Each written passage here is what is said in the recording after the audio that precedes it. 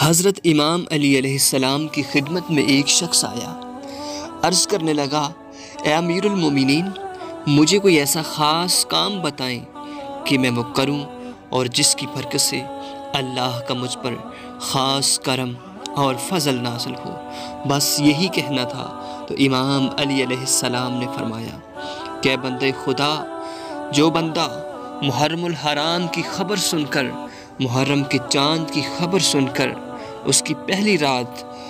عشاء کے بعد سجدے کی حالت میں 7 مرتبہ سورہ فاتحہ پڑھے، اللہ